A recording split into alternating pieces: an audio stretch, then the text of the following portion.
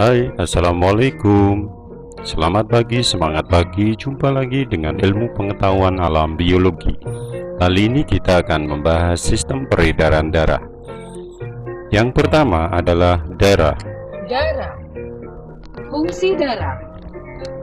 Ada 3 fungsi darah: transportasi, alat pertahanan tubuh, dan mengatur temperatur tubuh. Transportasi. Darah mengangkut sari-sari makanan dan oksigen ke seluruh jaringan tubuh. Darah juga mengangkut zat-zat sisa pembakaran, yaitu karbon dioksida dari sel-sel tubuh ke paru-paru. Darah mengangkut zat-zat sisa metabolisme ke alat-alat pengeluaran. Darah juga mengedarkan hormon ke organ tubuh tertentu dan mengedarkan air ke seluruh tubuh. Alat pertahanan tubuh. Darah merupakan alat pertahanan tubuh terhadap serangan mikroba patogen, seperti bakteri dan virus. Sebagian sel darah mampu menyerang, memakan, dan menghancurkan mikroba patogen. Selain itu, sel darah juga mampu mengeluarkan zat antibodi untuk pertahanan tubuh. Mengatur temperatur tubuh. Tubuh membutuhkan temperatur yang konstan, yaitu sekitar 36,8 derajat Celcius.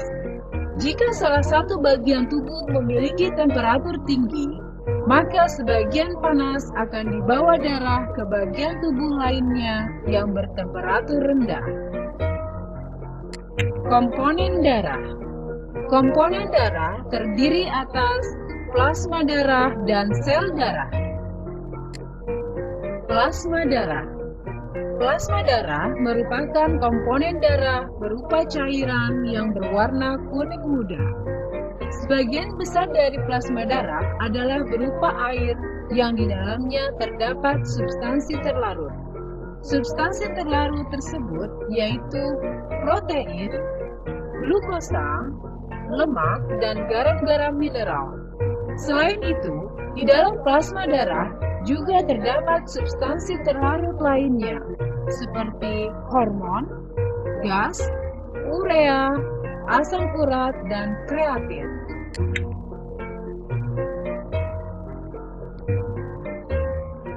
Plasma darah. Protein yang terdapat di dalam plasma darah antara lain albumin, protein yang berfungsi untuk menjaga tekanan osmotik darah. Ada globulin, protein yang berfungsi untuk membentuk zat antibodi sehingga tubuh kebal terhadap serangan penyakit, yaitu berupa gamma globulin. Selain itu, globulin juga berfungsi untuk proses pembekuan darah, yaitu berupa globulin protrombin. Ada fibrinogen, protein yang juga berfungsi untuk pembekuan darah. Di dalam plasma darah, garam sangat berguna untuk berbagai tujuan. Garam dapur renasel misalnya berguna dalam melarutkan protein. Protein dapat bekerja melakukan berbagai fungsinya jika berada dalam bentuk larut. Terlarut, beberapa garam lainnya yang berfungsi menjaga pH darah tidak berubah. Jenis garam demikian dikenal dengan zat penyangga. Sel darah. Sel darah merah atau eritrosit. Sel darah merah merupakan komponen yang paling banyak di antara unsur-unsur pembentuk darah. Eritrosit berfungsi untuk mengangkut oksigen ke sel-sel seluruh tubuh dan membawa karbon dioksida ke paru-paru. Eritrosit memiliki bentuk seperti cakram bikonkav atau cekung pada kedua sisinya.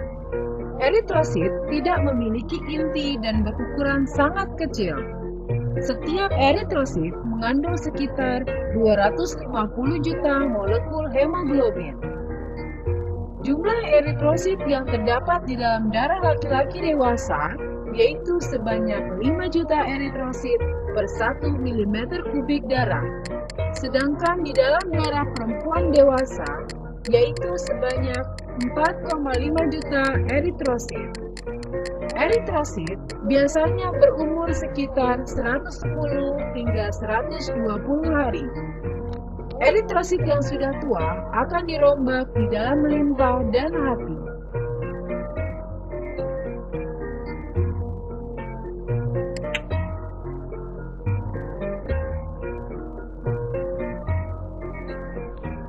Sel darah putih atau leukosit merupakan bagian sel-sel darah yang berfungsi sebagai alat pertahanan tubuh dan untuk membersihkan sel-sel yang telah mati. Jumlah leukosit sangat lebih sedikit daripada eritrosit. Dalam kondisi normal, perbandingan leukosit dengan eritrosit 1:400 atau 1:500. Setiap orang dewasa diperkirakan memiliki leukosit sekitar 4.000 sampai 13.000 per milimeter kubik darah. Leukosit memiliki ciri-ciri yaitu sel transparan, tidak memiliki hemoglobin dan dapat bergerak ameboid.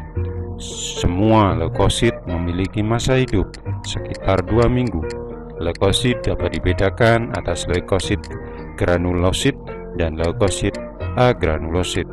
Leukosit granulosit merupakan kelompok leukosit yang memiliki granula. Granula adalah suatu lisosom yang berisi enzim pencernaan untuk merusak partikel yang ditelan secara fagositosis. Jenis-jenis leukosit. Leukosit granulosit.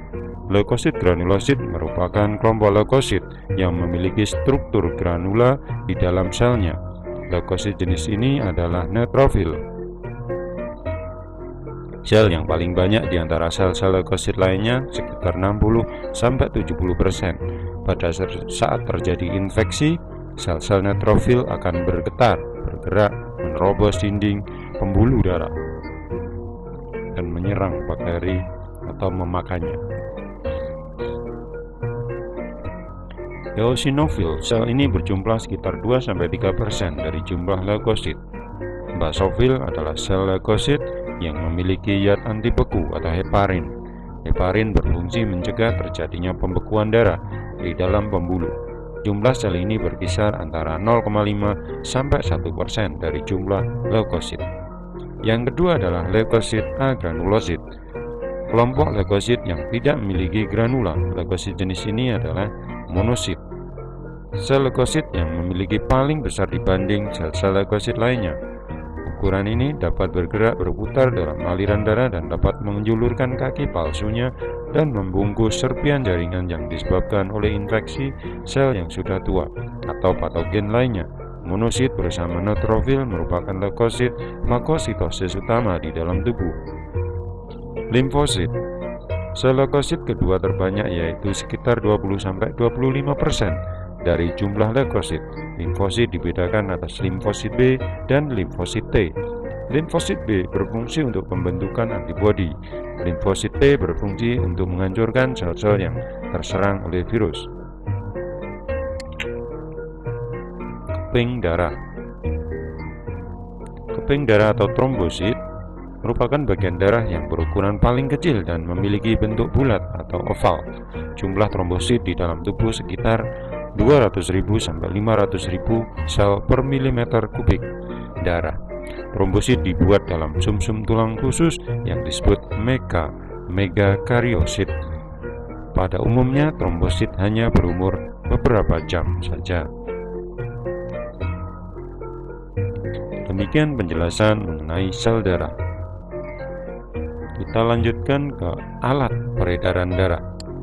Alat peredaran darah. Jantung. Jantung manusia berbentuk seperti kerucut dan berukuran sebesar satu kepalan tangan. Jantung terletak di dalam rongga dada sebelah kiri. Jantung terdiri atas 4 ruang, yaitu atrium kanan, atrium kiri, ventrikel kanan, dan ventrikel kiri. Jantung terdiri atas 3 lapisan, yaitu miokardium, endokardium, dan perikardium. Bagaimanakah cara kerja jantung? Perhatikanlah animasi berikut. Darah dari seluruh tubuh masuk ke bilik kanan. Ini ada bilik kanan, serambi kiri. Ini adalah bilik kiri. Klep membuka, kemudian darah masuk ke dalam bilik kanan. Bilik kanan memompa darah, kemudian darah masuk ke paru-paru. Darah masuk ke paru-paru, masuk ke dalam dari paru-paru masuk ke dalam serambi kiri. Klep membuka, kemudian darah masuk ke dalam bilik kiri. Bilik kiri memompa, kemudian darah keluar ke seluruh tubuh.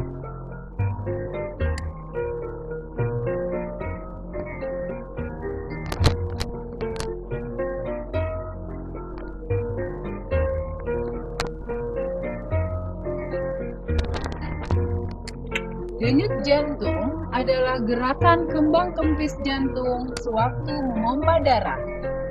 Jantung berdenyut sebagai akibat dari berkontraksi dan relaksasinya dinding-dinding otot jantung. Ketika jantung berkontraksi, jantung mengecil dan menekan darah keluar dari jantung. Pada saat itu, tekanan darah meningkat.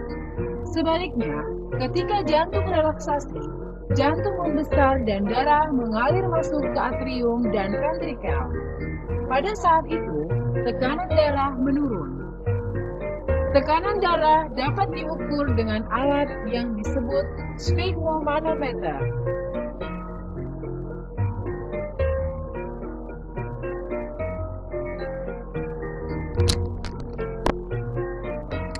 Pembuluh darah. Pembuluh darah terdiri atas arteri, vena, dan kapiler. Arteri.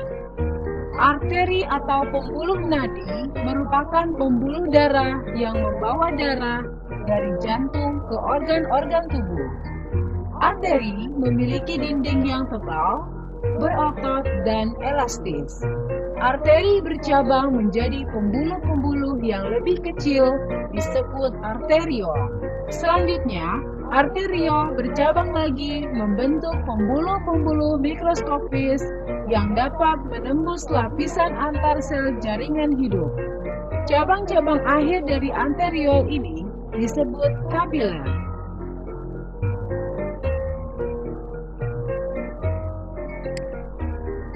Vena. Vena atau pembuluh balik merupakan pembuluh darah yang membawa darah dari jaringan tubuh kembali ke jantung. Vena memiliki katup-katup yang berguna untuk mempertahankan darah agar terus mengalir ke jantung. Pada permukaan tubuh, vena sering tampak sebagai garis-garis biru. Tekanan darah di dalam pembuluh vena lebih kecil daripada di dalam pembuluh arteri. Dinding pembuluh vena umumnya tidak berotot seperti pada pembuluh arteri. Kapiler. Kapiler merupakan pembuluh-pembuluh tipis dengan struktur dindingnya hanya berupa selapis sel. Struktur demikian memungkinkan molekul yang berukuran kecil dapat melewatinya dengan bebas. Karena ukurannya yang sangat kecil, beberapa kapiler dapat berinfiltrasi ke dalam jaringan. Diperkirakan, luas permukaan pembuluh kapiler dapat mencapai 1000 meter persegi. Selanjutnya adalah sistem peredaran darah pada manusia. Sistem peredaran darah manusia. Sistem peredaran darah manusia termasuk sistem peredaran darah tertutup. Tidak hanya manusia, sistem peredaran darah tertutup juga terjadi pada semua hewan vertebrata. Pada sistem peredaran darah tertutup, darah tidak pernah langsung masuk ke dalam jaringan tubuh. tetapi selalu melalui pembuluh darah. Hal ini berbeda dengan sistem peredaran darah terbuka yang umumnya terjadi pada sebagian invertebrata, misalnya serangga. Pada sistem peredaran darah terbuka, darah memasuki jaringan tubuh tanpa melalui pembuluh darah. Pada manusia, terjadi peredaran darah ganda atau peredaran darah lengkap. Peredaran darah ganda terdiri dari peredaran darah kecil dan peredaran darah besar. Perhatikanlah animasi berikut. Peredaran darah kecil. Peredaran darah kecil merupakan peredaran darah dari jantung ke kapiler, paru-paru, kemudian kembali ke jantung lagi. Sedangkan sistem peredaran darah besar adalah peredaran darah merupakan peredaran darah dari jantung menuju ke seluruh jaringan tubuh dan kembali lagi ke jantung. Demikian sistem peredaran darah pada manusia dikatakan ganda karena memang ada dua sistem peredaran darah. Selanjutnya adalah golongan darah. Golongan darah. Penggolongan darah mulai dikenal ketika Karl Landsteiner, seorang ahli patologi berkebangsaan Austria, berhasil menemukan penyebab terjadinya penggumpalan darah. Ia menyatakan bahwa penggumpalan darah disebabkan oleh dua tipe molekul yang disebut agglutinogen dan agglutinin. Golongan darah terbagi dua, sistem ABO dan sistem RH. Agglutinogen, protein darah yang terdapat di dalam membran eritrosit. Agglutinogen ada dua tipe, yaitu A dan B. Agglutinin, protein darah khusus untuk kedua tipe agglutinogen dan terdapat di dalam plasma darah. Agglutinin dibedakan atas agglutinin A dan B. Untuk golongan darah sistem ABO,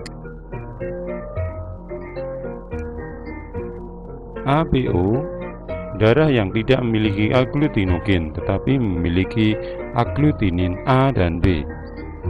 Golongan darah AB adalah darah yang mengandung agglutinogen A dan B tetapi tidak memiliki agglutinin dalam plasma darah. Darah yang mengandung agglutinogen B pada eritrosit dan agglutinin A, zat anti A pada plasma darah. Darah yang mengandung agglutinogen A pada eritrosit dan agglutinin B, zat anti B pada plasma darah. Sistem RH. Menurut sistem RH, di dalam eritrosit manusia terdapat semacam agglutinogen yang disebut faktor RH. Disebut demikian karena agglutinogen tersebut memiliki kemiripan dengan agglutinogen yang terdapat pada eritrosit Grass-Rhesus. Darah yang mengandung faktor RH disebut RH positif, sedangkan yang tidak disebut RH negatif. Transfusi darah adalah suatu proses pemberian darah dari seseorang ke orang lain. Orang yang bertindak sebagai pemberi disebut donor, sedangkan penerima disebut resipien. Dengan mengetahui golongan darah masing-masing, maka peristiwa penggumpalan darah dalam proses transfusi darah dapat dihindari. Golongan darah A dapat menerima O dan A, dapat memberi kepada A, AB. Golongan darah B dapat menerima O dan B, dapat memberi kepada B dan AB. Golongan darah AB dapat menerima semua, dapat memberi kepada AB. Golongan darah O hanya dapat menerima golongan O, dapat memberi kepada semua golongan darah. Demikian penjelasan mengenai sistem peredaran darah pada manusia sampai golongan darah. Terima kasih atas perhatiannya, semoga bermanfaat. Saya akhiri, wassalamualaikum warahmatullahi wabarakatuh.